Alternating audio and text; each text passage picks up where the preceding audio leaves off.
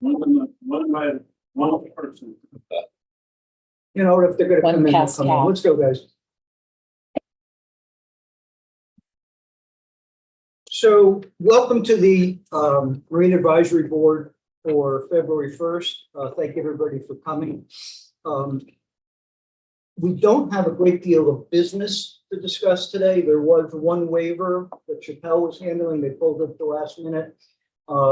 We have a number of things next month we'll discuss a little bit later, but it gives us a chance for the presentations. We have Captain Chris Whitman from Captains for Clean Water. It's a very timely presentation for us. Hoping Dr. Sturman shows up, but I was also hoping Barry Flanagan, Jimmy Harrison would show up. So we'll see what happens, and this will be dynamic. We can start, stop, whatever it may be. Let's start with a roll call, please, Carl. Mr. Harrison? Absent. Mr. Flanagan? Absent. Mr. McLaughlin? Here. Mr. Lynch? Here. Ms. Chirelli? Absent. Mr. Brunel? Here. Ms. Norvell? Absent. Mr. Franks? Here. Mr. Walker? Yes. Mr. Knott? Absent. Flanagan is here. There you go. Mr. Flanagan is here. That's, Mr. Reepholt? Absent. And Chair Whitten. Yes. We have a quorum. Thank you. Didn't say my name. Oh, it's George. Miss- yeah. What's that? Let me go back. There were a few names I missed. Okay. Mr. Franks. Frank's here. Yes. Mr. Walker. Yes. Mr. Knott. Yes. Miss George. Here. Mr. Washington. Here. Mr. Reepholt. Absent. And Chair Whitten. Needless to say, everybody has reviewed the minutes from last month, which was a very good meeting, by the way. Does anybody have any questions, any comments, et cetera? Anybody make a motion? Motion to approve. Mr. George, somebody second, please. Second. Second. Bob Frank, second. All in favor, say aye. Aye. Anybody opposed? Thank you very much. Waterway crime, boating safety report. It's going to be a little expanded version today, no pressure. Travis, will you start, please, and give us an update on your end, and I'll kind of share some of the things that we're talking about as well. But please go ahead. Just before that, I hope I'm not speaking out of school, but one of Jimmy's employees was killed in the 7 Avenue Bridge today. So that might be why he's not here. That guy was riding his bike to work and was hit and killed. That was 7:30 this morning. Yeah. Well. That was 7:30 this morning. Yeah. So 7 Avenue Bridge. So it's might be why he's not here. I'm not sure. I'm getting You know, better at this. Yeah. So just so everybody knows. Let me just interrupt for a second. I wasn't, Andrew's not here today, obviously. His sister's getting surgery. That's real private stuff, but you know, we all think the world of Andrew. So her surgery is a little delayed and she's going back in probably shortly. So it's safe to stay off. I thought so. So that's why he's not here. Go ahead, sir. Okay, in the month of January, I would glad to say that there are no reported burglaries, no reported thefts of any garments or any trap waters of any kind for the month of January. The 2 boats that were on the beach are now gone. The city manager, I guess, called Westway and had them drag them across the beach and pull them out that way. So those are both gone. The one at the jetties was being worked on by the port. And then I since then have gotten in contact with the gentleman who owned the vessel. He's been out of the country. And he was making efforts to get the pieces recovered. It's in pieces now, get the pieces recovered and off the jetties. So that's being handled. So with the garment thefts, you know, my officers have been reaching out to a lot of people that whoever they contact along their daily travels who have chart plotters, especially garments, saying, hey, you know, the thefts are high for these things, so you might want to find a way to secure them better, bolt them in, using Loctite or locking nuts, that kind of thing to lock them in. So it's not so easy because if they can't get them quickly, then they usually will just pass them up. So I think that's probably helping some, you know. So we've been doing that. And we're also continuing our campaign to meet with every vessel that anchors in the city. Just meet with the people, get their name, get their phone number, contact information, who's on the boat, where they're from, all these kind of things. And not for criminal applications, but a lot of times it's, the boat drags its anchor or something happens and we can reach out to these people and say, hey, please take care of this. And normally they will take care of it. So we've been continuing that, and I think it's going pretty good this year. We don't have a lot of unsightly vessels, as it were, anchored in Lake Sylvia or north of Las Olas. It's been a little better. It's not too crowded. So I think it's been a pretty good year for that. And the last thing I have, the boat that was stolen, and I reported with you guys, that was recovered in Belize and arrested. That boat has been returned to the owner, and it's now back at Pearson's. Somebody Yeah, had, the folks in the boat. there was an article in, I don't know, it was THD or one of the voting things talking about, somebody mentioned the garment was stolen, and so the question somebody had was, did you have a passcode in it or a chip or whatever? I know you put a passcode in it, but other than bolting it in, I don't know any way to enable it. No, I mean, you have a passcode, but I think obviously the guys who steal these know that, and they find some way around, some way around. So, thank you. I didn't really have a box to put this into, so we're gonna stick this into this area because we've got Travis here, we've got Marco. So would you put up, Will, put up that first slide, please? We did this well. No, that's the second. Go back one.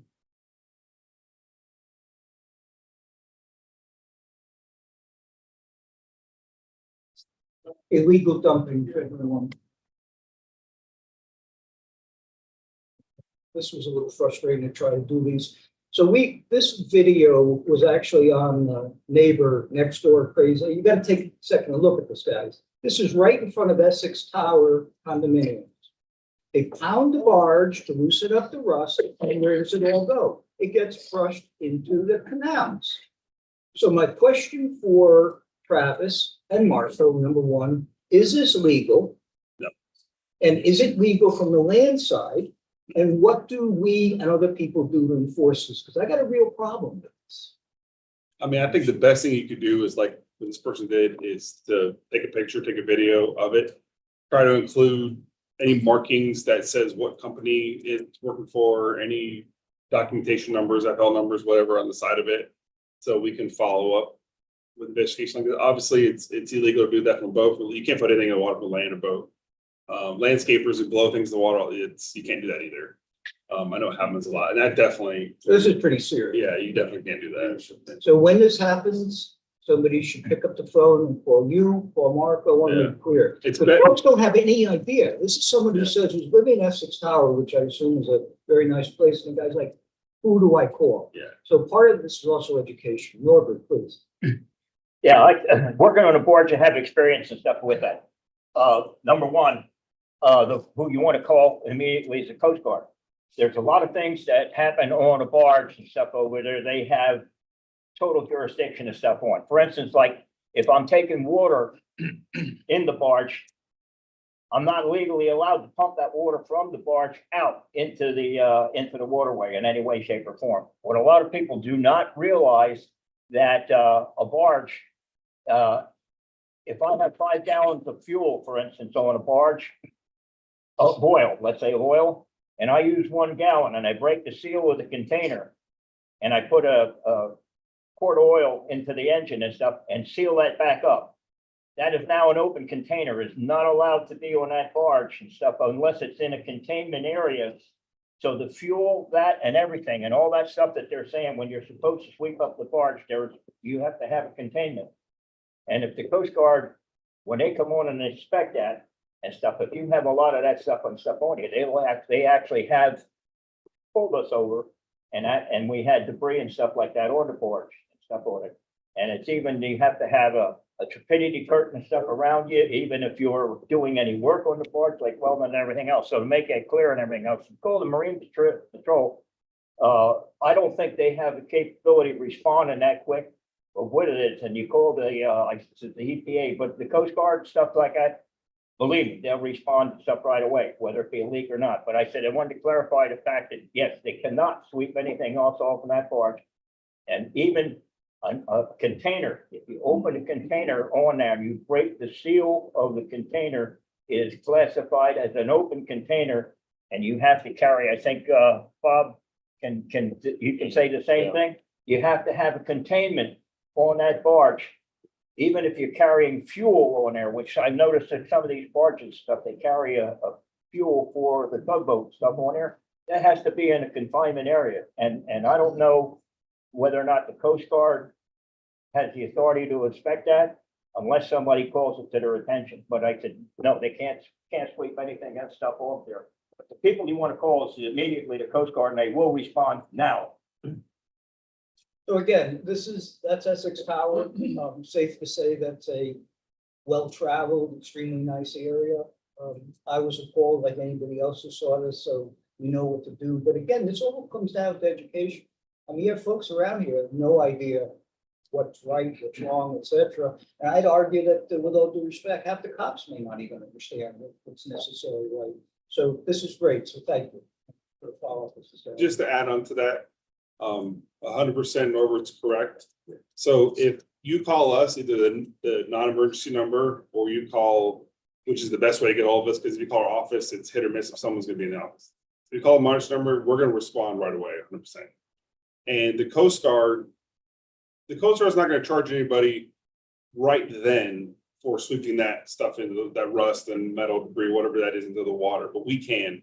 Now, the Coast Guards definitely can inspect them, like he said, for having things contained with all stuff. That's not something I can do. That's something that's federally regulated and that can affect the captain of the tugboat, his license and whatever they can charge him. As far as sweeping the water, it's gonna be us or it's gonna be Marco or his guys. They're gonna come, we can charge them right away. With the Coast Guard, if they can charge them with that kind of thing, but it's like, we'll do paperwork on this now. We're gonna send it to sector and then they're gonna decide if they're gonna charge that individual. But that guy sweeping, I can charge him right then with the crime. And if we get there and if it's a commercial vessel, then we're gonna be calling the Coast Guard to come over and be like, hey, come inspect this vessel for us, because that's not something we can't charge somebody federally. We don't charge, state. So we're definitely gonna call them over, but please call us, and unless we're on something that's like dire, like we have to be there, we can't leave, then we're gonna respond immediately. Thank you. Again, it's educating the public. So just while we're still in this area, again, about enforcement, et cetera, Bob Franks was kind enough to send a note through Andrew. I'm going to read a paragraph here. Good morning. I hope this message finds you well. I'm forwarding a photo of a vessel docked along the seawall in front of Stranahan House adjacent to Salt 7, the Icon building. Photo was taken this past Saturday, 3/18. Captain of ChillTikis.com claims to have permission and agreement from the owner of Salt 7 to dock here. Would you put up that first one, please?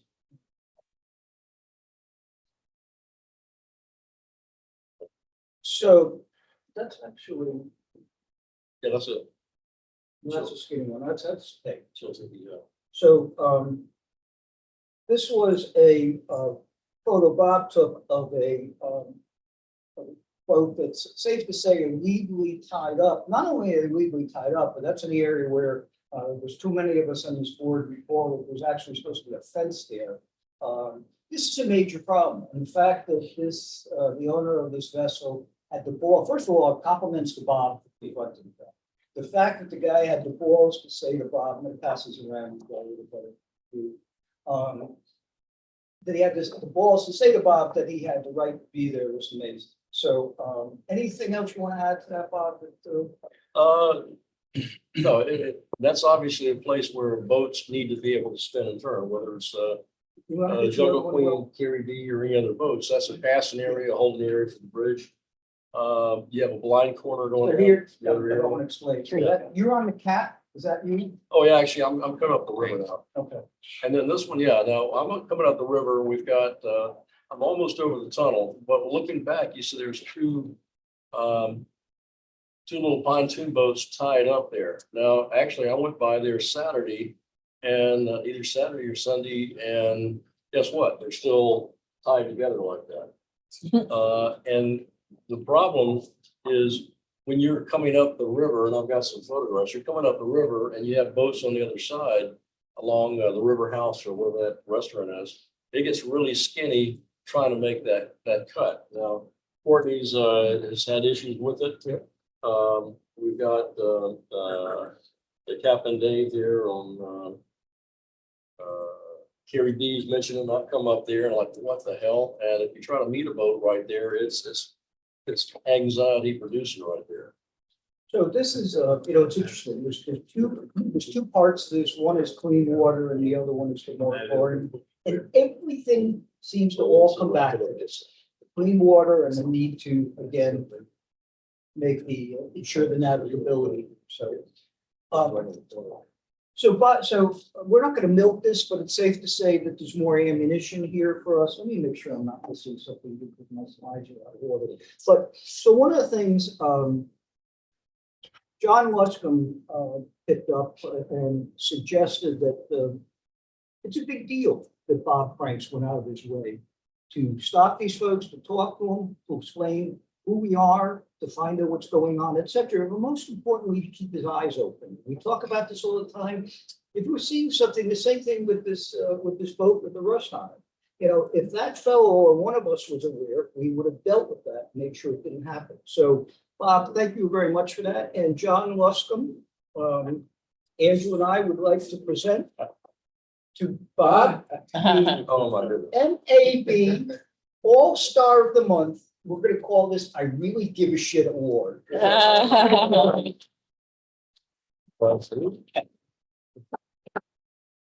But serious, it's stuff, if we don't see something and don't do anything about it, then nothing's going to happen. So compliments that. Can I just talk about the Chiltigi real quick? So since I got that email, I contacted the owner of Chiltigi's and shut him down. He did not have a business tax license to operate within the city. And I told them that if you see him on his boat and he is operating the boat in a business manner, then he will be charged with that. Also, in no shape or form is he allowed to park at Salt 7. I don't care what the owner of Salt 7 says. If he's parked there, he will be trespass warned, and if he does not leave, he'll be arrested for trespass. So Well, since I got that that's an email, interesting point. The owner of Salt 7 can't No. give you permission. and that's what I to told park him. there. That's what I told him. Thank you. I'll add, I actually, when I got that same email, I was on the email chain. I called the owner of Salt 7, I have a phone number. He said he had never even seen that boat before, nor does he know who the guy is, nor does he want the boat from his business. So he was just straight up lying. It's a small town. Yeah, but it's small town, but meanwhile, the force is mounting quickly there, so. When we get it around, yeah. If anybody wants to reach out to me, please email me, call my office, leave a message if I don't answer, or email me. I do check my email when I'm not in on my phone. So please, if you see something, please call. If you see something that you want us to respond to immediately, feel free to call non-emergency number. I mean, if it's not an emergency, if it's an emergency, please let me know. If it's not, please feel free to call. My guys will 100% respond. My guys are always looking for stuff to do. So they will respond right away. And like I said, Yes, unless they we're on do. something that we just cannot get away from, a rescue or something like that, then we are gonna respond every time. I mean, it may take us a little bit of time depending on what part of the city we're in, but more than likely we'll be there pretty quickly. Yep. But if you call the office, then there might not be, so you can leave a message, but I can't tell you when someone's gonna get it overturned. But if you call dispatch, don't feel afraid to call dispatch about something like that, or about the guy sweeping the rust into the water. Like, that's fine, call them the non-emergency number and they will get us on the radio, and probably apply for 3 of my guys. Mhm. Mr. Flynn. Yeah, Travis, on this picture, you'll see 2 of the pontoon boats, but there's been as many as 6 of them there. They're obviously. Like 6 rafted off, Pardon? like 6 rafted off side by side. Yeah, and they're obviously part of a commercial activity. that's Yeah. going. Isn't that against our code? I mean, it's a private, if they have a business license to have a charter, and it's approved by the city. As far as them parking there, I would have to be, obviously, like Mark measure the canal, is he, the percentage, is he above that percentage? And I don't think he is. I know it's a tricky spot, you know, we go through there and I can see it's tricky, but I don't know if he's within that. Rafting threshold. doesn't have So- an issue. It does, but that is a code enforcement issue. Right. Yes, it is illegal to raft your vessel anywhere in the city except for a tender. And that specific pontoon, I have spoken to them many times. They always move it immediately. They're good for a week or two, and then it comes right back. So I'm probably just gonna have to issue them a summons severe and take them for a magistrate because they obviously don't get the idea. But yes, they cannot raft. They are not over the 30%, but they cannot raft regardless. We've had this issue before, spending time before, because it's been ongoing issue, so. Sure. It's a really good question. So, Dr. Sturman, Commissioner Sturman, we had hoped for stopping by, his staff, and we had planned it for a while. It's the nature of who they are, whether they're. He is kind of- Oh, I'm here. Yeah, you are, so why don't you say hello? So, listen, this is Renee, we don't need the doctor. Oh. Not keep. Okay. So we'll interrupt when he comes in. Okay, I'll let you know. So that is good because we have lots of fun stuff to talk to him about. Thank you, Renee. That brings us to Chris Whitman, who is with Captains for Clean Water. Chris, you want to come up and, did you bring a presentation? No, I didn't. I'm happy just to talk to you all. That's perfectly fine. So would you put up that slide, please? It's actually number 6, Will. And let me give you the appropriate introduction. Thank you very much. So this is from a company called Captains for Clean Water. I came across them recently. I'm going to read his bio first, just briefly. Captain Chris Whitman is a lifelong outdoorsman, spending over 20 years as a fishing and hunting guide, nationally renowned tournament angler, on-camera host, and TV show producer. As a fourth-generation Florida native, Chris witnessed firsthand the destruction caused by Florida's water mismanagement, leading him to found Captains for Clean Water. I could talk about all the accolades, Chris. Really happy to meet you, really proud that you're doing what you're doing. There was an article in Waterfront Times that we all get that's up there now. And the lead article says, "Hope is not lost for Florida's North Shore reefs." Again, about pollution. There's an article that actually Chris and his firm were part of. It's called Bloom and Bust. New study details exactly how terrible algae is for the Florida economy. Chris is quoted numerous times in this. An important part of us. The other thing I happen to come across is not necessarily part of this, is this concept of living seawalls, hanging oysters, cleaning, etc.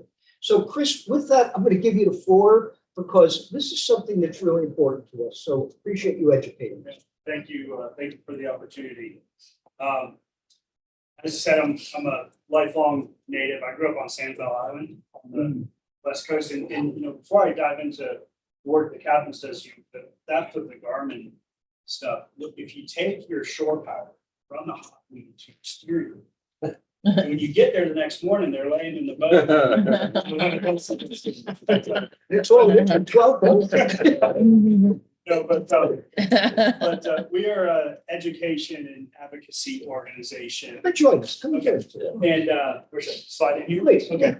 And anyway, I grew up on an island, became a fishing guide by trade, and was actually got my captain's license, became a guide in the year 2000. And for 16 years, had an incredible career, led to fishing for ESPN, traveling around the country, producing TV shows for Discovery Channel. And throughout that time, there was very obvious water quality issues affecting my fishery, affecting my way of life, where I live, my business. And despite all of that, I was not personally involved in trying to seek out solutions to those issues. And it wasn't because I didn't care or wasn't impacted. It was just simply didn't have the knowledge of what could be done to fix it and didn't see an outlet for myself to feel like an individual voice could tackle such a massive problem. So I just adapted. I ran further away. I fished areas that, the areas I grew up fishing as a kid no longer existed as far as being productive. And so 2016, we had a water crisis there, massive discharges from Lake Okeechobee that were not foreign, unfortunately, but it shut down our tourism industry. It shut down our guide businesses. Hotels were vacant, restaurants were empty. It was a real wake-up call. And the more we started talking to people from all different walks of life, whether it was small business owners or retirees that moved here or live here because of what Florida has to offer, the more we saw this common thread of all these people care, they're all impacted. Very few of them are engaged because they don't see an outlet in a way. And many of them had all these different ideas of what was causing this and what this problem was. And what we realized was there had been a plan put in place the year I became a guide in the year 2000. It was a bipartisan effort between the state of Florida and the federal government. Governor Jeb Bush and President Bill Clinton signed the Comprehensive Everglades Restoration Plan, which is the largest ecosystem restoration plan ever undertaken in the world. And it's here in South Florida. And it basically reconnects the waters of Florida from Lake Okeechobee down through the River of Grass, through the Central Everglades, and ultimately into Florida Bay. And in doing so, reduces discharges to the St. Lucie River, to the Caloosahatchee River, rehydrates the Everglades, rehydrates Florida Bay. And this plan just was not, these projects weren't being implemented. We're at the halfway point. We thought it would take 30 years to do these 68 massive infrastructure projects. And at 16 years in, not a single project was completed. The missing link wasn't, science. It wasn't engineering. It was public pressure. It was stakeholders being involved and saying, hey, this is really important to me, much like you guys are talking about how important these different impacts to the water are. And so there was this void of people like myself. And we thought that if we could educate people and get them to engage, we could fill that void. And if that void was filled, we would see political will to address these problems. And next week will be our 8-year birthday of the organization. And today, as we sit here, over 55 of those 68 projects are now underway, have hit major milestones or under construction or have been completed in construction. I was just at a ribbon cutting for one of the most significant projects in that suite, the EAA Reservoir Stormwater Treatment Area. It's a filter marsh south of Lake Okeechobee that will clean the water before it's sent south. The significance of this to Florida is huge. Obviously, there's that direct impact to companies like fishing guides and coastal residents. But even here in Fort Lauderdale, the drinking water supply for 10 million Floridians relies on the Biscayne Aquifer being hydrated. And if you don't have that sheet flow flowing down through the Everglades, it starts to pull saltwater in. The municipalities here had to move their pump stations farther inland several years ago because of that. And so even securing the drinking water supply, the other part of it is that you mentioned, you mentioned the study and you mentioned some of these other things, is simply the economic impact. People come to Florida because of our water and because of our environment. And if you are losing reefs, if you have algae blooms, it has an ecological impact, but it really has an economic impact as well. And so as part of that study that we did, I could just cite a few things. And this is put in perspective. This is not statewide. This is just numbers derived from Southwest Florida during a singular water crisis event during 2018. So 6 months, one single event, $460 million loss in commercial and recreational fishing. Over 43,000 jobs were lost. One event. People were laid off from hotels, from restaurants, hospitality industry. There was, 43,000 jobs in Southwest Florida. Same impact over here. And so very significant impact. $5.2 billion in local economic output that was stifled as a result of that. $17.8 billion in property values. So, waterfront property where you're having, multi-million-dollar deals falling apart. In a $8.1 billion loss in outdoor recreation, quality of life, people who are, recreating on the waters. And so it just goes to show that water quality is critical to, our way of life in South Florida. It's critical to our economy in South Florida. And in order for us to see any of these issues be addressed, citizens and stakeholders have to make water quality top of issues. So it's really interesting sitting here hearing about guys sweeping off a barge. And if water quality issues, no matter big or small, are kept at the forefront, policymakers, decision makers see that is what's important, and they'll invest resources, they'll invest manpower into addressing those issues, and also educate the public not to do things like sweep a barge into the water. And if we can shine a huge light on a restoration project that's the scope of Everglades restoration, it really sets the bar for every other project below it that is not as significant, that is not as much of an undertaking. If we can restore the Everglades, there's a famous quote by Marjorie Stoneman Douglas: "We save the Everglades as a test, and if we succeed and save the Everglades, we might get to keep the planet." And it's a testament. Like, if we can achieve this feat, which I know we can, it rises the bar on other issues. And attention around water quality issues at this scope. A rising tide floats all ships. It rises the attention to other water quality issues around the state. And so a big part of that and the core to our organization is public outreach and engagement. And so we're very grateful for the opportunity to speak to you all here and the people that are watching virtually and whatnot, and happy to answer any questions. I mentioned before, Commissioner Sturman was to show up. We have 5 commissioners in town. He's one of them, and his district happens to rise a big chunk of water. Problem with most of these folks, no disrespect to him or anybody else, they don't care, because it really doesn't mean anything during their tenure. Why would I take something away from a project that's going to get me a lot of attention and show a lot of excitement, et cetera? Starting to clean the water just isn't going to mean anything under my watch. So it is a huge picture here. And so a couple of things. First of all, stay in touch with us. Forward anything you can to us. It'll be shared with the board, et cetera.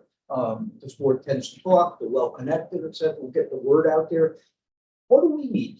And the town fathers need to be aware of some of the data you're quoting, because I think they'd be shocked to hear that. Yeah, and to that point, a lot of policymakers, rule makers, whether it's at county level, municipal level, whatever it is, they're looking for successes that they can have during their tenure.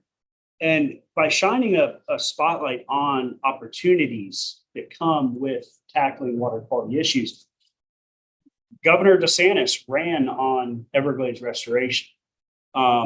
He made that a point. In his primary, he was actually drastic underdog, 30 points underdog, and his opponent did not. And it happened to be during a water crisis. And so that is something that now, has resonated, and we are seeing other issues that are being taken up in a regional manner. And there was just $100 million a year reoccurring funds granted from the state for Indian River Lagoon and Mosquito Lagoon, not because Captains for Clean Water advocated for it, but because of the attention brought to water quality issues. And so policymakers are looking for opportunities for a win, for a success. And there are many of them revolving around water. I think the biggest thing that people can do is to keep water quality issues, keep the importance of our marine fisheries atop of focus. It is the heart of our state here. It's very obvious that without it, people could go other places. And the economic input, a commissioner, they're concerned with growth and they're concerned with jobs. 43,000 jobs is a lot of jobs to lose. And so I think it's something that I know it's important to our state economically.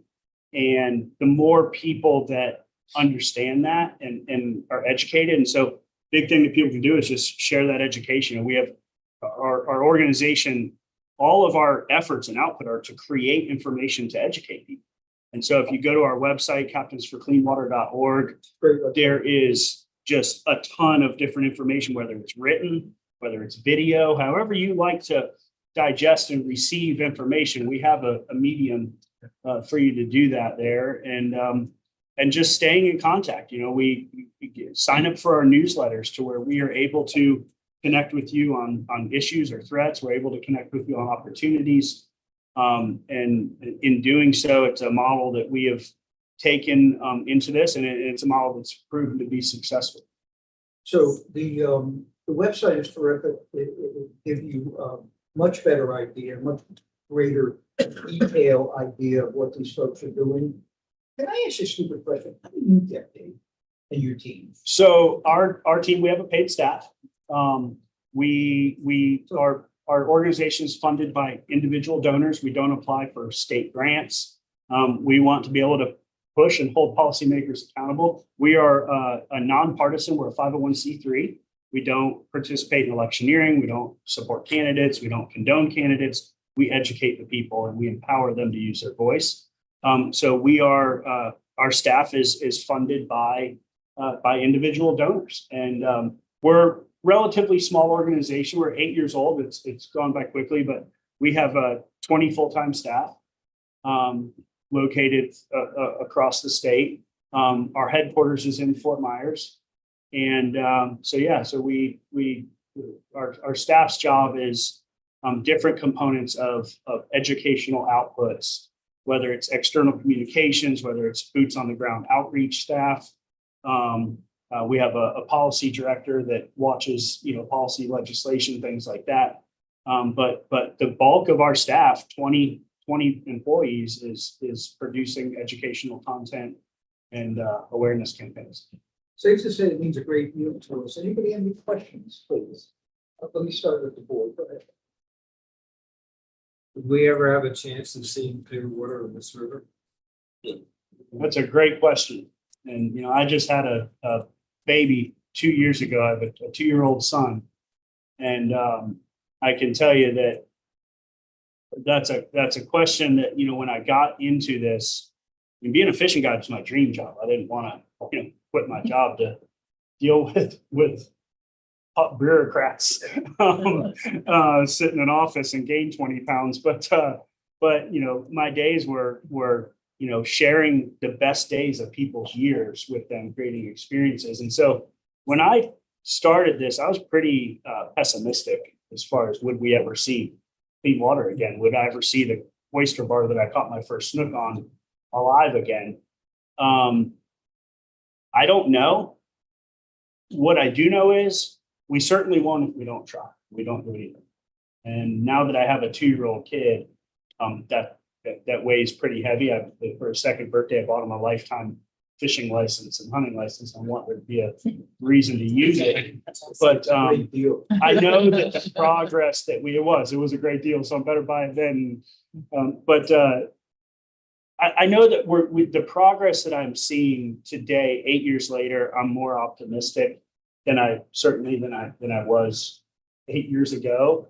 And I think that is if we're pretty undergunned as far as capacity in the effort we are, the small organization like that tackling a largest restoration effort which has some opposition by consolidated industry. As much as we would like to take on all these there's other issues not only in the state of Florida but huge issues around the country that our model could apply to. But it's a resource that we're currently trying to scale to have enough resource to see Everglades restoration through to completion. And in doing so, though, I do think we elevate the attention on other issues like the river. And the key there is people in their backyard being vocal and staying engaged and not getting complacent when you do have some times of good water and continuing to push. It's interesting. The one theme that resounds on everything we do is that none of us really care about this for ourselves. You know, we're at the advanced point in our lives, et cetera. Nothing's really gonna change. It's all for our kids and grandkids. And once you have that 2-year-old, it's a real reality. Yeah, it is. On the board, anybody else with questions? Elizabeth, please. I just wanted to bring up the fact that between this, I knew was coming on this agenda, and then we last month had somebody present to us about the growth of the reefs. The city actually had their priority planning meetings with the commissioner. I took time to spend with our commissioner from District 2, which includes the beach. And cleanliness and the reefs was my topic that I really was passionate with them. And I literally took pictures of behind my house because I'm right on the Intracoastal and how shitty it looks Mhm. bluntly, literally from Yep. some of the boats, Yep. which I know you guys try to deal with. But, but I think we have to be passionate about it. We have to Yes. constantly talk about it. And we have to be willing to do what Bob did and, you know, walk up to people and say, WTF, why are you throwing stuff in the water? Why are you pushing things in the water? Do you understand what it's doing? Do you understand we used to have the manatees all the time? Now we Yep. don't have so many and all those kinds of things. So Yeah. I think just constant communication and education is key. You're absolutely right. And keeping in contact with decision makers who hold the purse strings to funding, you know, I guarantee you that some of your limiting capabilities are simply manpower and, Yes. and budget. Right. And- Okay, so Exactly. if we expect to be able to increase enforcement on polluters, if we expect to be able to tackle large infrastructure projects, all of that relies on funding. And if policymakers who, you know, are in charge of, you know, allocating those funds and appropriations are not hearing about the importance of water, they're going to put the money to other places. And if they hear about consistently the importance of water quality, marine health, the tie to the economy, the impact it has to business owners, they're certainly a lot more likely to allocate money and to be able to expand those. programs. And in fact, the Central Beach Alliance, just so that everybody here knows about it, this month, we're bringing in the beach program manager, Jacob Bryce, to talk to us about the beach restoration at our meeting. Because we want to, we're constantly trying to educate our people because we have a lot of snowbirds, honestly, that live on the beach area. That's not a lot of us that are permanents all the time. I mean, building I live in, it's probably 10% of us are full timers. So we try to, during the season, help to educate them as well. That's a challenge that we have with one, transient population, two, just the rate of growth of newcomers. I mean, if you have a room of 100 people and ask them who was here in 2018 during the water crisis that was making international news, probably a lot of them weren't. And so how do you span that gap to keep people engaged who were here during a crisis that happened 5 years ago? How do you bring new people in to understand the importance of that who weren't here during that? And awareness and education is the answer. It's why we do what we do.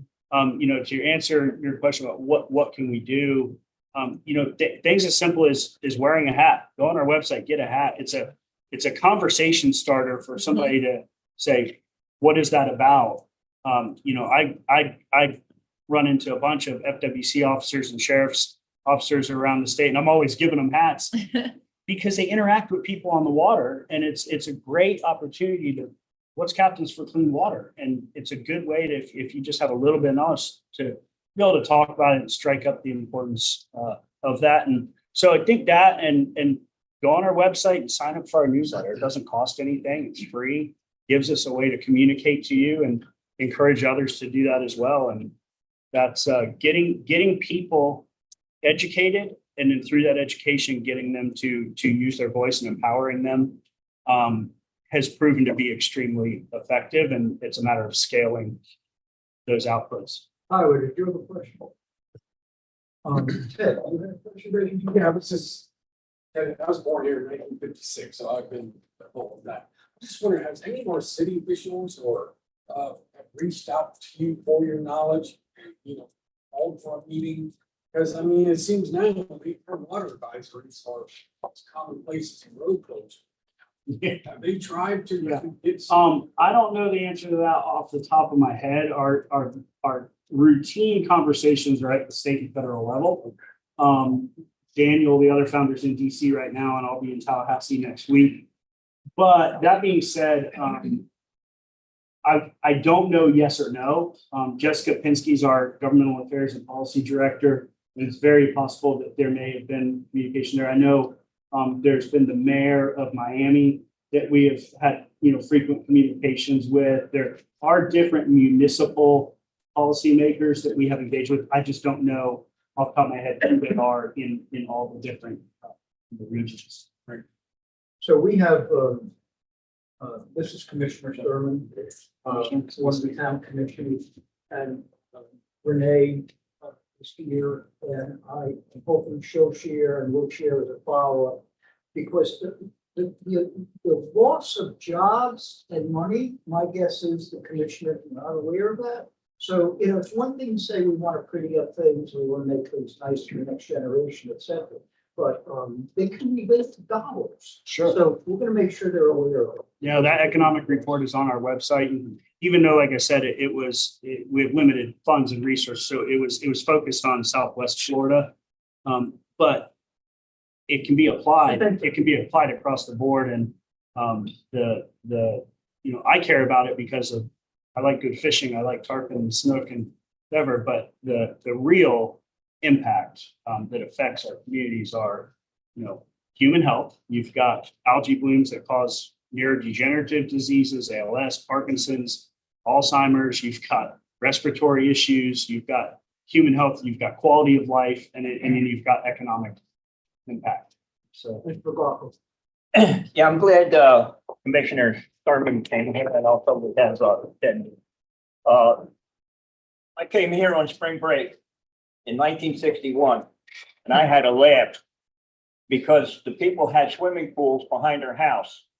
And I went out and looked at the canal and I said, how stupid is this? I said, the water in the canal is cleaner or as clean as what you have in a swimming pool. If I just want to build a swimming pool here and have the upkeep, all right? I moved here in like 75, water quality is still the same. And I'm talking in the back of the Tarpon River and also up by Wilton Manor, where that was, all right? Now, since we had all the sewer breaks and everything else, Tarpon River is like chocolate, okay?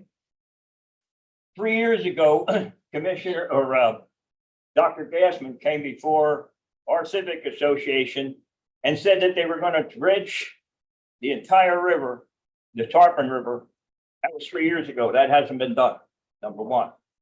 Another thing, since you guys are in the commission and stuff in here, I don't know whether you're aware of it, I'm sure you are, there is no budget for dredging in the yachting capital of the world. We do not dredge, except I have to put in a request to have it dredged. And here's what happened. Put in that request.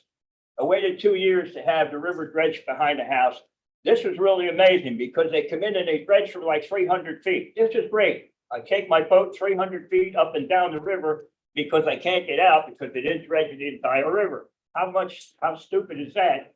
Where they didn't dredge the entire river, only dredged, and that's, if you check into it, you'll find out that's exactly what happens. If you want the river dredged behind your house, you have to put your name on the list. You get on a list, the list goes over there on and on and on. Finally, they say, okay, we're dredging it. They don't dredge the entire thing, so you can't get out. So there's a mound there and you can't get out. You do not have a budget, which should be for dredging the entire city of Fort Lauderdale. And I'm saying this because I've had what you said about the impact. I've had some people with major yachts move away because they can't get their boats in and out because the river has gotten shallow and they don't dredge it. They dredged the Tarpon River in 1994, if I remember that date correctly. And after that, I had manatees in there. I even caught a tarpon in the back of that river. That was clear. I could see water and stuff after they dredged it. And they dredged it down to the bedrock. So by putting dredging in your budget, you might be able to clear up these rivers and stuff. I think good news and bad news. Here's some bad news. The time to put dredging in the budget was during goal setting. Goal setting was last week. Last week, that would have been the time. I had a forum for goal setting in my community. We have a series of forums, and we did have a forum on what everybody wanted. And they brought forth ideas of what they wanted in the budget. And the time to have done that was at the workshop, and I could have brought it forth during goal setting. That's the bad news. The good news, somebody other than yourself did mention dredging. We spoke to the city manager who looked it up. And depending on where you are, the Coast Guard, the federal government, by the port, and whatnot, up and down the intercoastal river, certain things are, certain are not. I think our budget for dredging is almost non-existent, as you'd say. So they don't. And we've had some complaints, and at our meeting, the pre-agenda meeting, one or two people brought it up. And I did bring it up. What hadn't been brought up, I did bring up putting it in dredging, and that became a goal. So because of, we do listen to you, believe it or not, it does work that way. And that is going to be part of their, when they get the goal setting, it's in there. I don't know how much, but it is going to be talked about. It's an item that we are going to address. So I'm glad you brought that up. Correct? It was brought up in there. Chris, anybody have any further questions for Chris? Or we can let him go forward. Yeah, you ever hear of a thing called the Marine Research Hub? It's an organization that's over here that's founded by some legacy people. And it's basically tying 4 universities in to basically come up with solutions, big marine solutions. Some of it gets into health, some gets into, but the environmental side of it is a big one with a real big push towards the blue economy. Is that like FIU involved in that? No, they're involved in it Yeah. through the Marine Research Hub, and there's Yeah. Catherine O'Fallon, and she runs it out of the Marine Industry Association, South Florida's office. And it's very well connected with solutions, education, and driven to really, it is the blue economy, so if we clean it up, we gotta, it's gonna cost money, it's gonna, take time and things like that. So, Yeah, absolutely. Yeah, I've heard of it. I'm not as familiar as probably Jessica. I'll get your name and I'll send you an email. I was checking the website. Sure. So, Yeah, but you're right. I mean, our economy is one that is affected by our water and even insulating our resource and economy from, natural disasters like hurricanes and things, sea level rise, things like that. We've got, if we don't protect the natural structure, you start to see other impacts that are much more severe. My town got hit by Hurricane Ian last year, and everywhere where there was not healthy mangrove forest, the damage was significantly greater. Sorry, I'm late. I got detained with an appointment. Anybody else? I have a question for Warren. Well, we'll get to him in a second. We don't have to. So Chris, thank you very much. Thank Again, you. it's really incumbent upon you to educate us. So if you send anything through me, it'll be forwarded to the board. Can't thank you enough, and we're in this together. So I appreciate it. I would encourage the board and everybody to go on our website, sign up for oh yeah, that email list. And Steve, thank you for the opportunity. Yeah. Now I'm going to get on the road to Chiefland, Florida. Ooh, all right. A little bit of a drive. Thank you for making. Safe travels. Thank you. Very good. so we get So, pretty so interesting. a little bit out of order, Dr. Sturman was kind enough to join us. Really, I have a formal introduction, so in it, I prepared all this. So the charges were dropped, it's not true. Your heart's fine. I gotta read it because I'm very intrigued. Dr. Sturman grew up in Broward County, Florida, graduated from South Broward High School, where he received a Bachelor of Science degree with honors in electrical engineering from the University of Florida. He then went on and got his medical degree from the University of Miami, completed residency in internal medicine and fellowship in cardiology at Mount Sinai Medical Center in Miami. So I gotta say, I know a lot of people in the marine industry, but to have an actual working doctor, I don't know how you have enough of it. It's funny too, because one of my neighbors said to me, so who's coming and saw the agenda? And he said, so tell me about Dr. Sturman. So I said, well, on my block, I have My next door neighbor's a radiologist. Guy across the street's a radiologist, and my best friend who lives on the other side of me is a gastro guy. I need a cardio guy in my corner, so thank you for joining us. So, but very seriously, Dr. Sturman's a really important guest to us. He's well aware of what we're doing on the moratorium, but would you be kind of put that slide up, Will? If you could slide it down. So this is the various districts, as it turns out, the majority of, so the orange at the bottom is Dr. Sturman's district. That's where the majority of the moratorium we're working on is taking place. So we're planning on public outreach meetings, strategic planning groups, et cetera. But as far as I'm concerned, we have to make sure that some of the stakeholders in Dr. Sturman's district are included, because that's an extremely important part of what we're dealing with. So Dr. Sturman, we will plan to start rolling out public outreach meetings to discuss the moratorium, and if it's okay with you and perhaps Renee, we'll reach out to the chat and make sure we're including some high profile stakeholders as well as we go through this as well. I didn't really have anything more other than to welcome the doctor. He did mention a moment ago he had a question, which I'm going to ask him to pose, and then we can just kind of open it up. I have a couple of things I could talk to you guys about. First of all, we have a series of workshops that have become quite popular. And as you can see over here, the vast majority of the inland waterways of my district, right? Lauderdale Isle, which is inland, was thinking of maybe making a separate neighborhood association, like an umbrella organization, something similar to like the Central Beach Alliance. They used to have the Southwest Coalition. They were thinking of having a waterway coalition along the whole waterway that's out there. So that's something to keep an eye on. They have common interests as far as the waterfront property. Number two, a lot of, I'm not a waterway expert. I do happen to live on the Clarkin River. And I remember when they had the sewer bird, this nice, beautiful brown chocolate house. And I remember I was president of my neighborhood, vice president with Blockaway. She was at Ground Zero back for the sewer water. I had to get a document with her because I'm underwater, and I go, I have an idea, I'll put it in the bottle, flush it down the toilet, and I'll show you. I have a sense of humor. You have to bear with me. Okay, songs that I have. I'm going to start by a question. Now, by and large, I'm not an expert. I know Bill and a lot of, I do rely on an Ed. You guys live and breathe this. So when you come across our desk, the first question, again, we do the pre-agenda meetings, is how does the Marine Advisory Program? And by and large, unless there's some overwhelming, compelling reason, I tend to follow. I mean, you guys put the time in, you're the experts.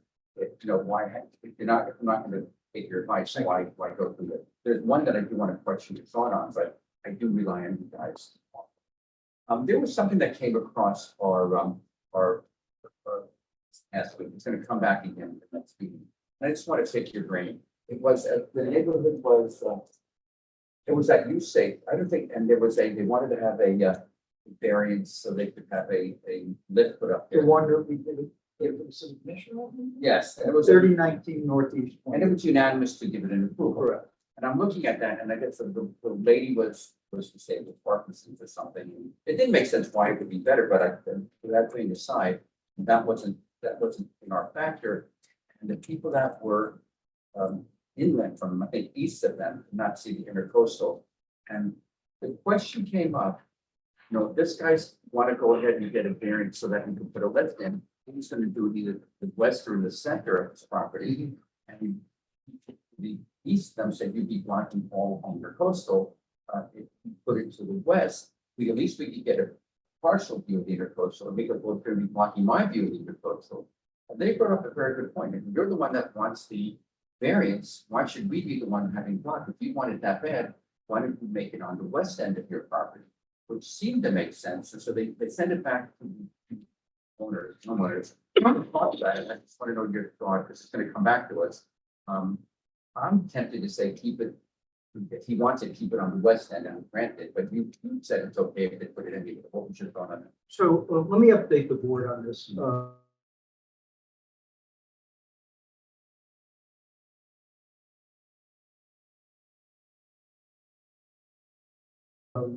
we were at there, northeast 20th Court. It's a kind of a U-shaped area. It's 150 feet across, so there's plenty of room. The issue was that the applicant has a newer house. His dock is also higher than the contiguous property, who simply hasn't raised. The scene last week was insane. It was just a crazy thing. And they're all wonderful people. The applicant wants to put a boat lift in. The dock has been there for the longest time. He asked for a waiver for 3 feet. Now we've got 3 feet, it's not a big deal. But the neighbors again were upset because they were concerned that this was blocking the view, particularly next door.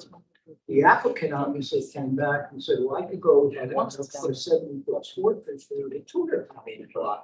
So I interjected myself. We actually, I want to say, had some resolution.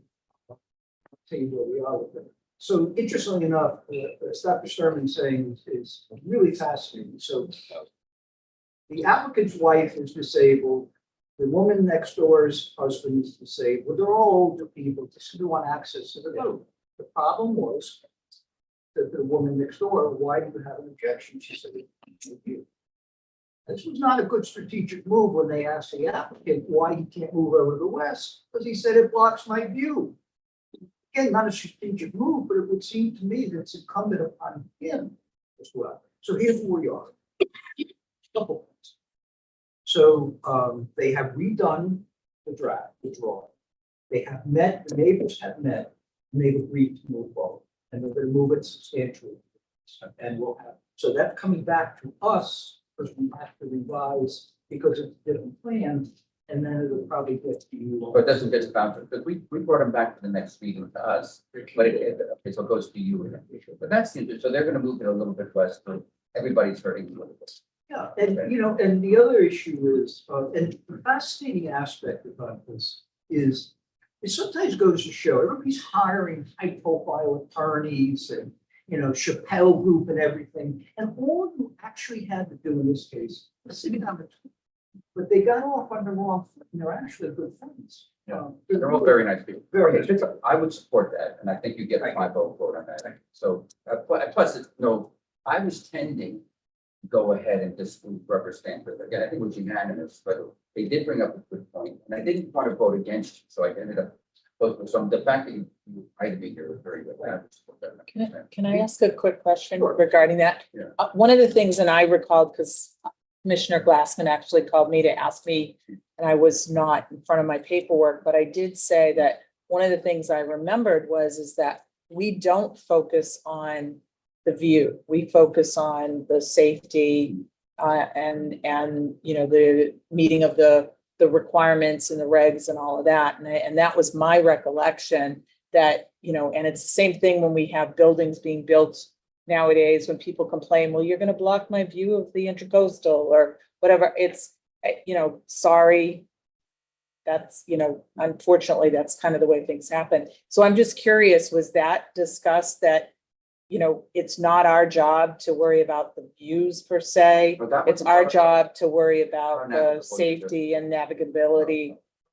So Because it was so wide that, I mean, navigating that. Right, and that's my point is that's why we would have approved it, because we felt it met all the safety requirements and all We that. had mentioned at the December meeting, and this was brought up, Right. and we've mentioned it a number of times, so the term is, a view is, the issue of the view is not our purview. The fact is, however, and we're starting to look into this, it may be. So it's something that we're going to continue discussing with the commissioners, et cetera, because it does significantly impact neighbors as well. So it is a bigger picture here. There was another thing that you asked about, Doctor asked about changing speed zones. The concern was on this particular day that when you're right off the Beach Coastal, as somebody was mentioning the other day, that go flying by, there's a lot of wave action. The doctor mentioned perhaps seeing if they could slow boats down. Andrew reached out, it's a FWC issue, it's like moving a mountain, but it's certainly something that we discussed, that we could look into. I didn't want to make that, okay, after, I do want to make a little announcement. I seem to remember the controversy on there, the people that they had written, if I'm wrong, maybe I'm not, or I hope I'm not, but I thought the letters were also saying that it was going to decrease their property value. Yeah. Cause I think in that, when I was specifically asked to, I think that it was like, that's not, it's nothing of the view or any of that stuff. And to be honest, he's got 100 foot of waterway here. He can put a 90 foot boat there as wide as he can get it legally and, for the thing. And that blocks the view way more, you know what I mean? And like, we go through this with developers all day long. Just because you have a view now doesn't mean you have one when the empty lot next door to you decides to put up what they're legally allowed to put up in the city. You know what I So mean? that's gonna be, that came up, and I have this for later on, but I'm gonna mention it because I don't know how long the commissioner would stay. Either John or Steve brought up, so you basically have this is what it looks like. The house is over here. So we talked about improving this. Now, there's a few other existing docks, but not very many. So it was either John or Steve said, what happens when we grant a load of variances or waivers and there's just no more room? And our business plan, as crazy as it is, I hate to say this, is it's fine until it's not. And that's exactly what's going on there. So if all of a sudden you have a dock on either side and there's no room in the middle, that person's not gonna get a dock. So that's not a business plan that commissioners are embracing. What it does is it encourages people to really quickly get the variance before they get locked out, But- whether they need it or not. But that variance does essentially the way we've split a canal, where you have 30% and there's 33% left over in the middle or whatever. You're not allowed, just because we give a variance that goes out to 30 feet, doesn't mean that your boat can go another 50 feet and break that middle section that's allotted for a boat to come through. So essentially, right, if we have 100 feet, no one's getting more than a 30-foot wide Correct. boat there, period, which means if we decide to put a 25-foot piling there because it helps the boat be in its natural spot, we're not messing up anybody else's boat that goes through there. So am I wrong? Am I like, because that's what we do, right? We're not saying no waiver to someone because, oh, you get one, he gets one. If he gets one and he gets one, it should not mess up the center of that canal because they can literally get a waiver as far as their boat is legally allowed to go. And that is, or if we need to change that, and that's a whole other concept. We need to change it.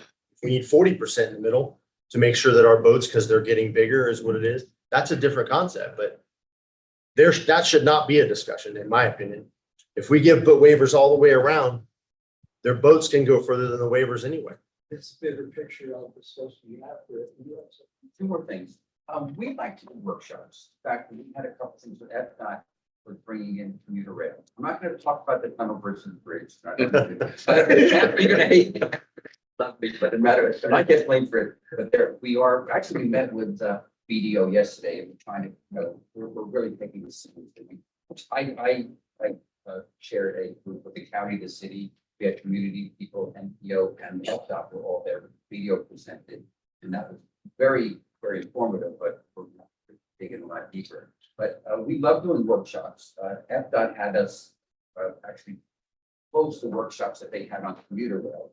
Something like this that's mainly in my district. I would love to be the foundation putting out a workshop regarding the moratorium, whatever. I'd like to work with you. So that'd be wonderful. We could share. We can coordinate that if you Or want. we love it. But So we'll find a place, we'll find, that would be wonderful. well, even if you wanted to get some food or something and we'll. It's greatly appreciated. So I spoke to Bob Doble for this meeting. I asked what we can start doing. And because we have zoning in progress, we said we can move forward. We talked about doing this the next month. We're starting the meeting an hour earlier, not the board part, but just kind of freewheeling discussion on the river. Anybody wants to join, but that's not gonna, it's gonna go by so quickly. We really need to carve out time. That would be wonderful. Yeah, we usually like an hour and a half, if not the question. The other last thing I didn't want to talk about, and one of your, again, I'm one person, but we have 40,000 people in my district that each have ideas, are all experts, and the jewels that come through are usually from the community, from you, and somebody in our community. somebody that had run in the race against us came forward with a great idea, skating lake. We're proposing a chief waterway officer, special position. And not only that, I think we've spoken to the city manager several times. He's gonna actually put it into the budget and put it into goal setting and made it. And I've gotten, I think, at least 2 commissioners that apply, and I think it can be unanimous. And so there's a little piece here, look like the water quality might be environmental navigability, or is this the FWC, is this gonna be the code, whatever it is, chopped up. One person who reports directly to the city manager. They don't report to Gaston, they don't report to Public Works or anything. It's a high level position of the city. Well, they will be anything waterway, and they might not be in charge of that, but if you have a question, they will be able to navigate across town, as far as clean water, navigability, dredging, noise, anything like that. Oh, one other thing that's been coming up, we're gonna have a workshop on the third, where's it? It's the day after. That'll be the 16th for the noise ordinance. I don't think, for the noise ordinance, so one of the things that came up was noise ordinance on the waterways. And that's something that I don't think was considered in the draft of the ordinance itself. And since then, I've been asking about apparently the different ways that noise travels across waterways and affects people that are on it now. And that's something I want input from. I'm not an expert on that, but I want your input on that. Those are the couple of things that I just wanted to touch base on. This is terrific. I think that my feeling about this is from the commission. And we've had 4 of the commissioners here, everyone here, everyone takes it seriously. I think the problem is, and we have a really responsive commission, by the way, but they don't work in a vacuum. So it's incumbent upon us to educate them as to what's going on. And as we've said with all, this is very much a 2-way street. We take so much out of this visit. I can't thank you enough. But being able to stay in touch because we're all working the same goal. So this is outstanding. Now you have me here. Okay, you have a captive audience. What do you want me to take away from it? What do you want me to bring to the day at Sun City Hall? Any message, any thought, anything we're overlooking? Just or dredging. Oh, dredging. We did have what, 200 or 300,000 dollars. It's gonna be expensive. We're gonna have to figure that out, but it is something we are gonna look at that. And when they come back, they will have some decent dredge that we'll talk about. That's the first step.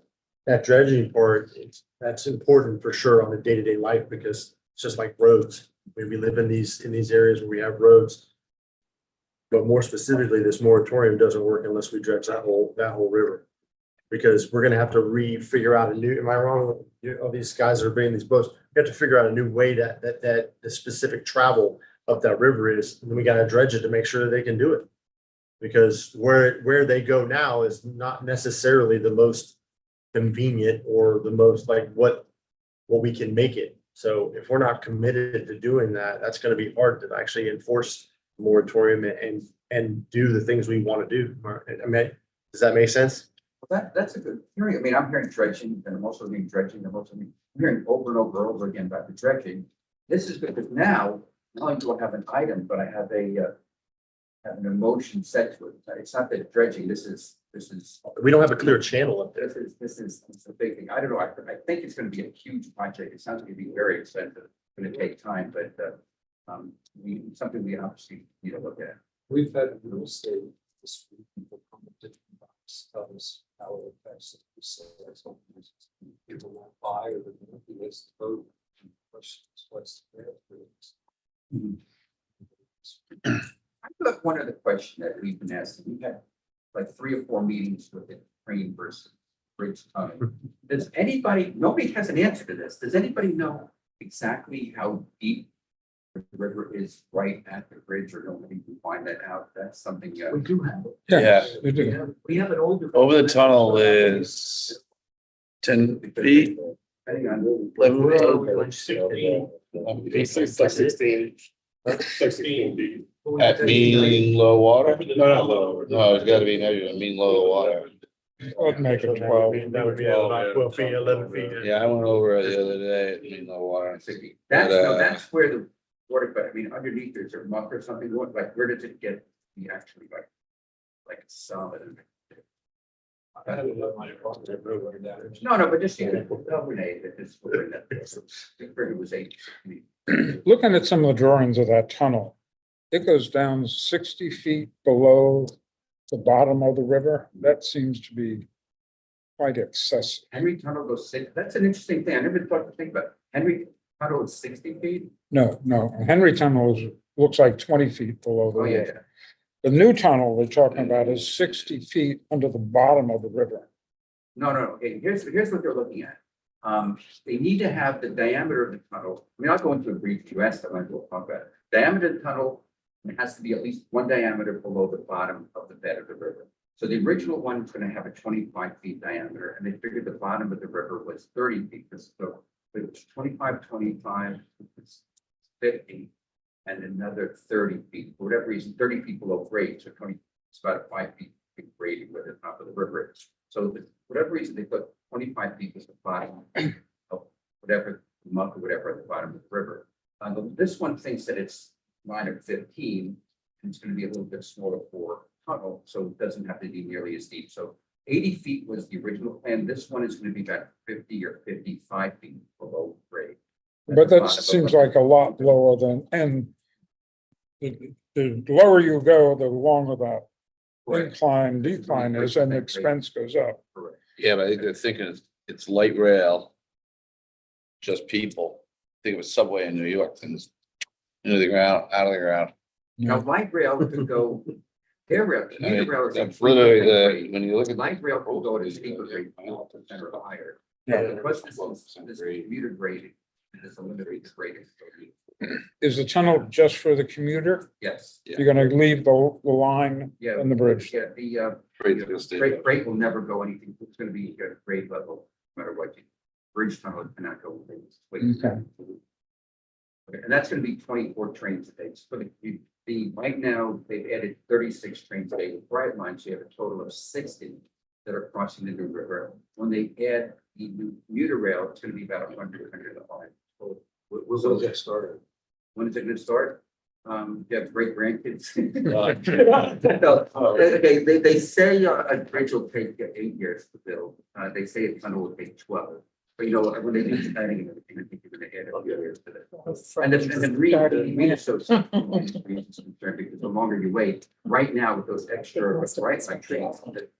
Both of them are quite frequent, and they want to get trained sooner rather than later to get the trains up to get them both. Right. Yeah. I was gonna say, my biggest concern is navigability of the river. We need to have a defined channel. We got places where they're tight, squeaky points. And there again, where is the actual channel depending on depth, depending on, you know, the curve or whatever, but we need to have a defined channel. Because otherwise we're gonna get crowded and it's getting tough to go down the river now. Guys, I'm gonna take. Well, off. one last thing, Commissioner, but you guys just approved, I believe, like 2 commission meetings ago, to get this topography, of the new river done. Yeah, what we did is we had I think a $70,000 commitment to BDO. Right. What we did is, and that was actually my. No, I meant for the depth of the river, for the bathymetric bathymetric study. Survey. Oh, with BDO or it's. No, different company for a survey with Marine Industry Association. Oh, yeah, okay, yeah, right. But anyway, that'll tell a lot, Oh, yes, that's true. So, Yeah. Guys, thank you, everyone. thank Stay you. warm. I know, All right. hope you like this weather. I'm freezing for me. Yeah. I got it. Bye. Take care, Warren. Thank you very much. Renee, I'll follow up with you. Thank you very much, dear. Appreciate it. So, that's really great stuff, thank Dr. Sturman, but every time, one of the commissioners shows up, it's so enlightening for us. And they actually care, so this is really pretty cool. All right, so we have to move it forward a little bit. There's no Thursday night football, but let's see if we can move this along a little bit. Would you be kind enough, so Frank, I notice you're here. Frank is with You want to come up? Good evening, everybody. So, let me say hello formally. So this is Frank Berner who's vice chairman of, Find. And he's a commissioner of Broward County, and if you don't know what Find is,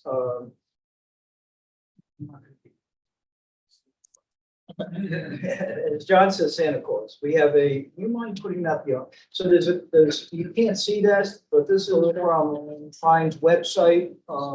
They're an important part of everything we do here, and dear friends of John, and I want to say vice versa. I think you'll have a pretty good idea. There's information there, there's a website. I suggest you take a look at this because they are huge components of what we're doing on the waterfront.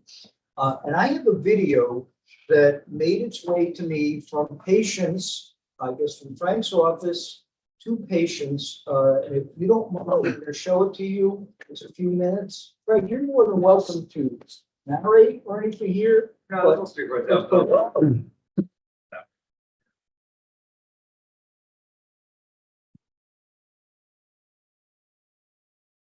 The impetus of this was to find accessibility in the city and the county and throughout the 12 counties that border the intercoastal.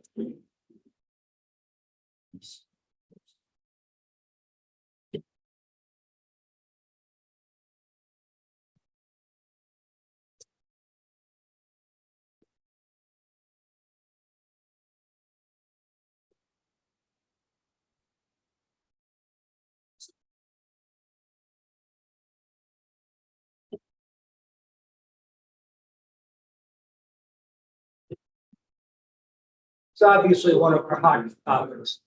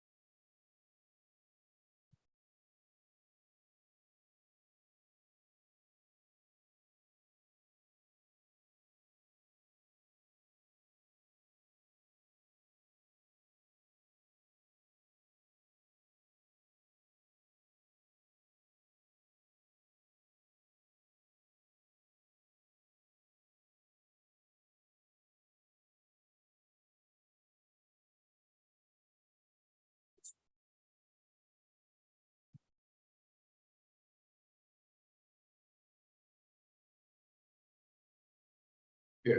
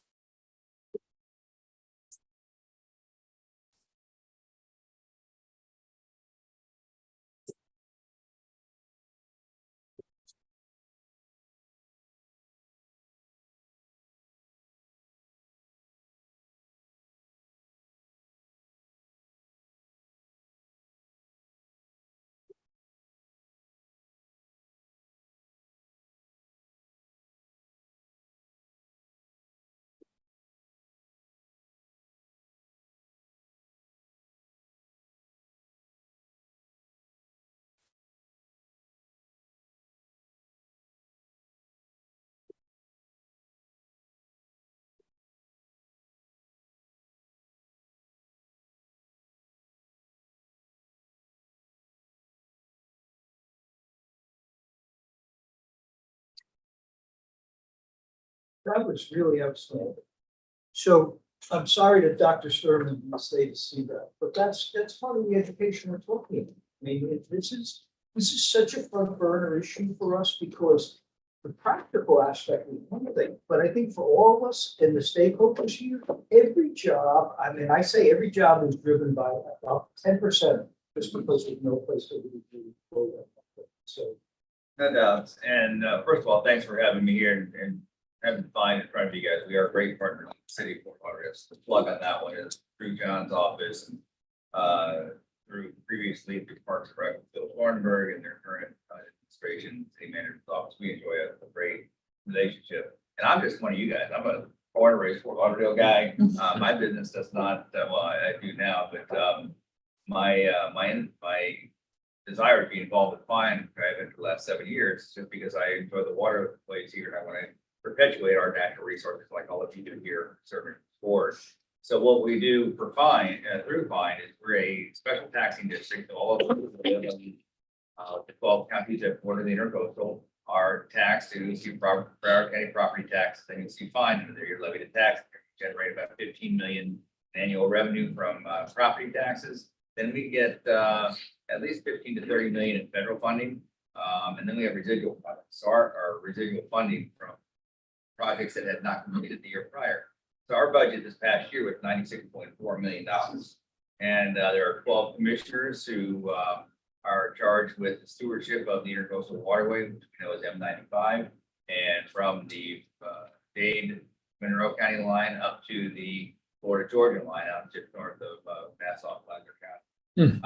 There happen to be 12 counties that border the intercoastal, and each month we have a meeting in one of those counties, a monthly meeting, and we meet in one of those counties each month around the state, talk about the environment, what's going on there, and then deal with our issue that we have to deal with. It's a gubernatorial appointment and a non-paid position, and we all do it because we're doing like you guys. So with that disclosure out there, this we're charged with the intercoastal, but we also have funding programs and grant programs for the cities and counties and local municipalities and various other entities come in and can get funding from us. We distribute $15 million a year in funding to those 12 counties. The biggest notable thing we've done at Broward County was now it's been, well, I've been here 7, so it's been 10, 12 years ago now, 12 years back. And you guys would know this better. So be very with you guys get it, but the dredging project from Dania to Los Olos was about a $20 million project. And that was the biggest dig that we've done in Broward County. Since then, we've taken advantage of the floating dock systems, and anything that qualifies for our grants are those things that contribute to accessibility of the waterway, thus getting to the intercoastal. Therefore, the New River qualifies as the tributary to the intercoastal, so we can do the funding of the New River. When John comes to us to say we've got these great ideas and so forth, and no reason or agenda otherwise, but we work with people up and down the state. And to have someone John to work with in his department and have him understand the process, he takes full advantage, he understands the process well now. But we're a service organization, an entity, a government agency, if you will, but we operate like a private entity. So I like to think that we're very resourceful and we get the information we all need, but we're here to serve. And that's what came up with this accessibility issue. Being born and raised in the waters down here and seeing the New River get canyoned up, if you will, or to make a phrase, and to see the likes of the old yards that have been here forever get pushed off the water and get pushed back. It's a little bit to me, when I'm watching that, I'm thinking about it, just kind of a wild thought, but it's kind of like taking a boat around your castle, not having a bridge. So we have pushed people further west, and Bill is a great example of water tax, getting pushed around a little bit and trying to figure out where these businesses are gonna flow and where they end up. That's not our business, but our business is providing accessibility to the waterway. So we conducted, put this video together after we conducted a tour, and I did it for Broward County with the consultant themselves, 2-day process, and went from Fort Everglades all the way around to the loop on the Danny Cut through and did all the way up to our Broward County line at Pompano Beach, and looked at those locations that I used to, as a kid. I got on a boat. My told my parents I wanted a boat. They said, fine, get a job. I was 12. And they never thought of what I did. I got a 13-foot weather from Mr. Cox, $98 a month. And I never forget it. I got a job at Wendy's and everything was great. But I didn't take that same route. So I took it when I was 12, 13, 14, 15 years old. And now I'm 60. And I'm looking at that. This is about 3 years ago. I did this study. And I'm sitting there north of 55. And I'm like, man, has this changed? Number one, I do it frequently, but I never looked at it so critically. And then seeing all those places where we used to go have rope swings and then accessibility and then things that we could do and have them gone. And then that was what was born from that was the accessibility study of our fellow commissioners. What does it look like? And we determined we get them great. And we have, well, I won't digress on that one, but it really was amplified to me most recently, and no flaw and no criticism. But when the Allied Henderson Fort Lauderdale Allied Marine up there on the river went and that went out and got developed, that was pretty much the last standard that we've seen. So closing on that, I'm happy to ask any questions. It's one of those things. It's a big issue. We see it. We can only get so much. We have to react to those requests that we get that qualify for our grant issues. We are certainly an informational supplier. We do a lot of things as the bathymetric study we're doing with the river right now. We have helped the city fund, and we are in on, you guys are talking dredging and so forth. I don't think we'll get that conversation tonight, but certainly there has been a high level of support from myself and fine to see what's going to happen and how who's going to lead that process and how that'll look and whether they're supported to the fullest. Yeah. Well, you talk about proactive. We had, so patients had sent me the video and I wanted to be sure we had permission to use it. And Frank immediately jumped in and said, let me come meet, say hello and explain what we're doing. So, Patients would have my butt if I didn't. patients I was hoping to make fun of her today. She didn't show up, so hopefully she'll go okay. Look, we have a meeting first Thursday every month. Safe to say it is always a seat for you, but I'll follow up with John with this because it means a lot for us to know what you're doing and to keep you involved. And the fact that you're genuine and generous of your time. Well, you guys, I appreciate that. And I'll just close by saying that's what I'm here for. I love coming to do stuff like this. I love hearing the involvement, and this takes a lot of time and brain damage over certain issues, and I get it. And I've been following the board for many years, many years. And I was very much the public eye in a previous career, so of course I followed it and I've seen what's happening, and I'm happy to be back and help. And it's that genuine. I appreciate you mentioning that, but it is what you see is what you get. I do caution you, don't be careful if you ask me a question because I'll tell you exactly what I'm thinking. We hope I don't have a filter to just save a lot of time, a lot of miscommunications. We'll stop talking about Bill and others back.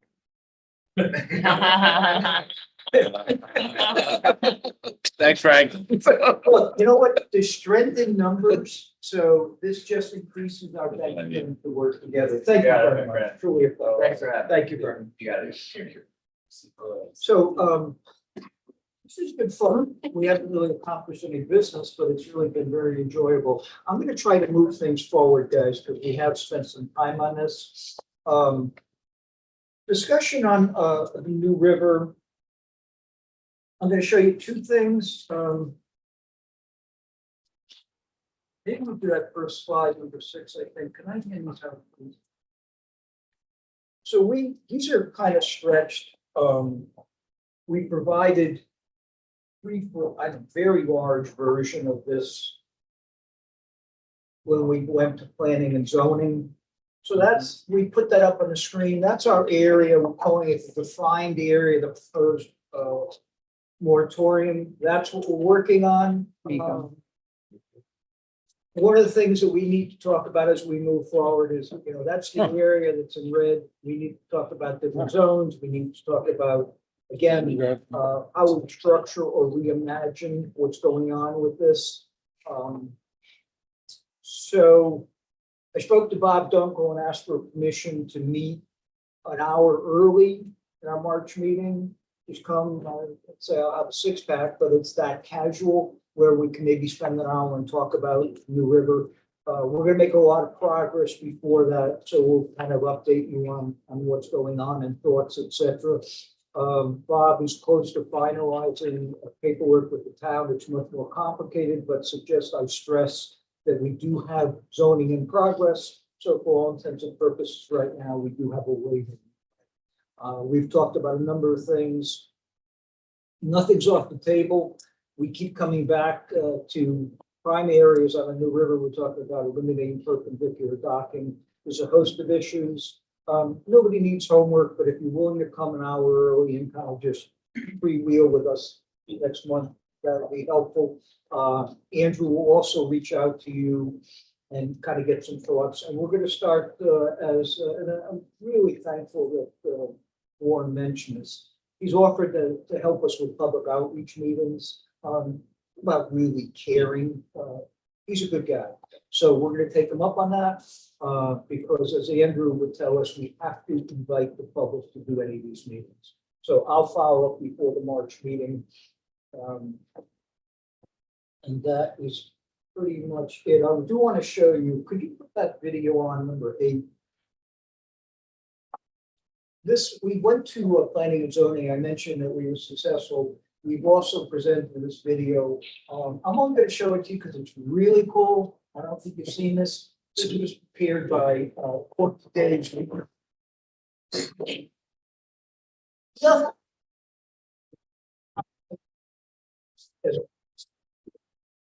Watch the turbines in the stern. Yeah, inside the bridge is about 60 feet wide.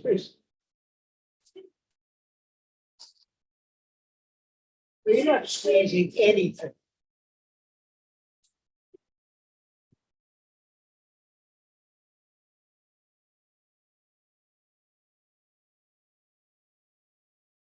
We'll see it, but What size that boat? 50 of it. What's they have about clear exposed. To get over like. Yeah. Okay.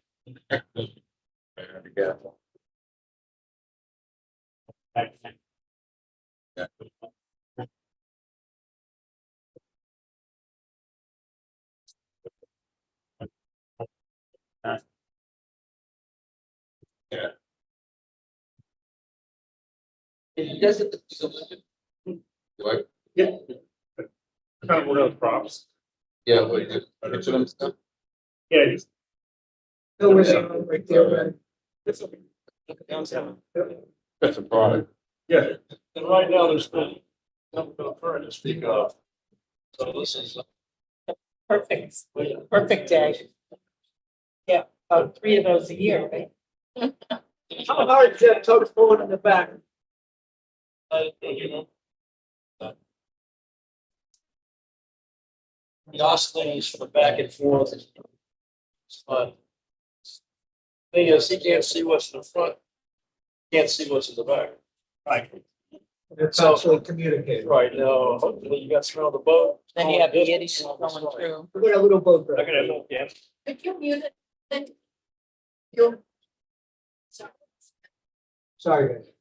Yeah. Having him come around the tunnel where those two little boats are rafted together was a nightmare.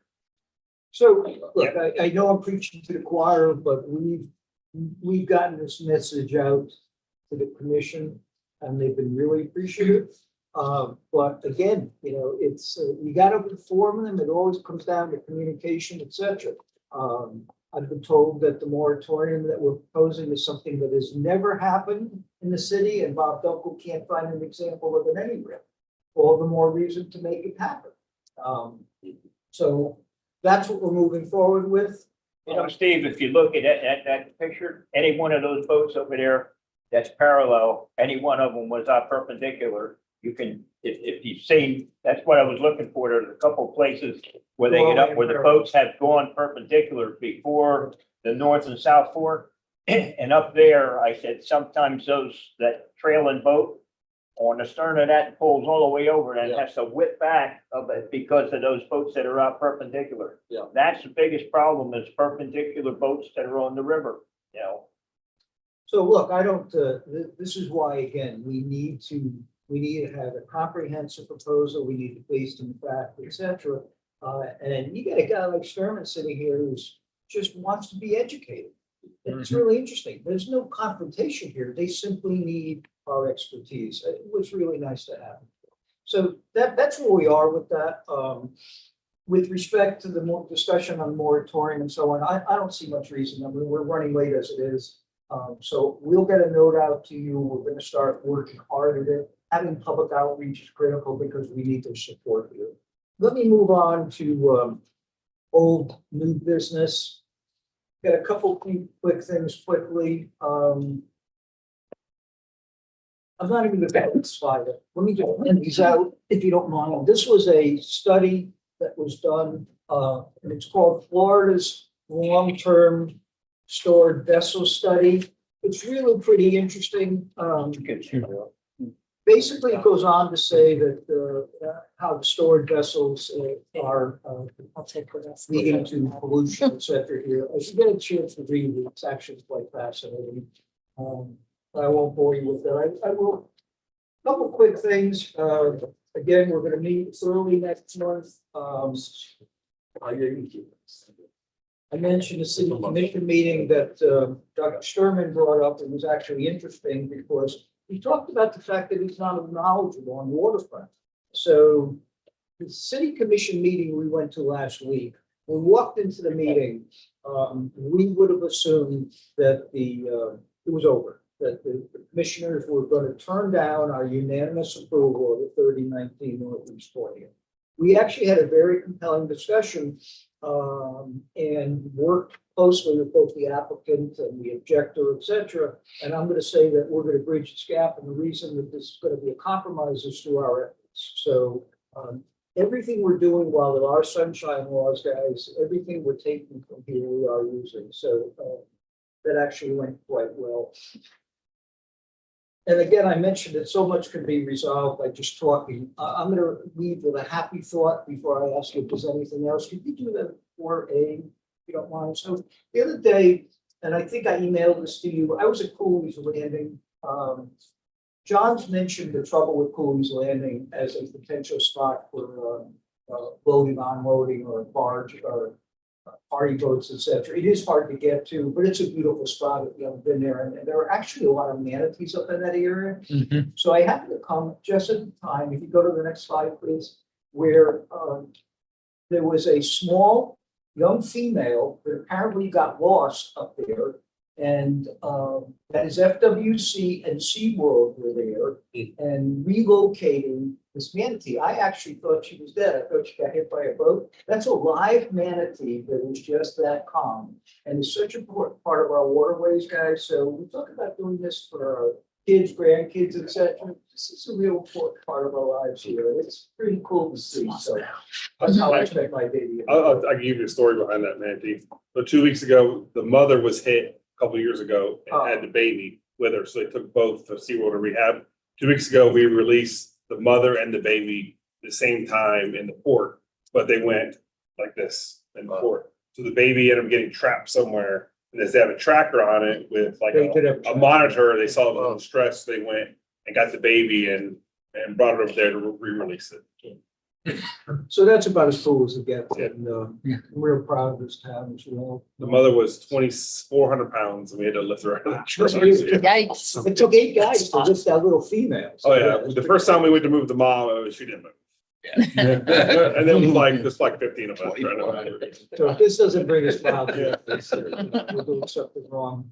Anybody else? You know, we'll cut over. Just a quick question. Do you know if Andrew's gonna supply us the slide deck that was shown last time? You talked about it approving the minutes, but we didn't get the slide deck that we were from Shelby that we were promised. Yeah, I'm surprised she didn't send that. I'll follow up with you. I did ask Andrew and he obviously is not there right now, so, yeah, so I was just curious if you had gotten it.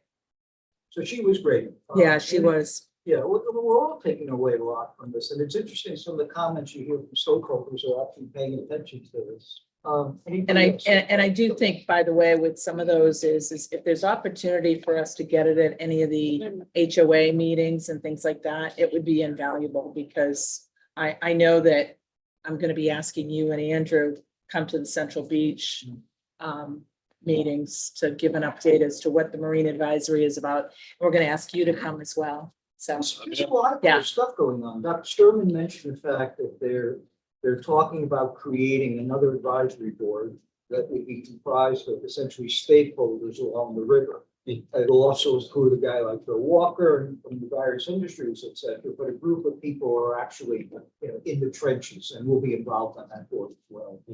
Anybody Oh, else? yeah, quick thing, yeah, it's like Ted, was about 2 weeks ago, you had a lot of people helping to clean the canal, planting mangroves. Had kids out that were involved, families, and it was a good thing. When you're talking about community outreach and people feeling good about doing something positive in the environment. A nice job on that, Ted. Thank you for coming out, bringing water for everybody. Well, absolutely. Really a good, some fun. Yeah. So we all tell it like it is, Ted's running for election. And it's safe to say that he knows how to get in front of people that are voting for him. But the fact is, the stuff he's doing is really giving back to our community. So, in a nice way, there's a selfish motivation.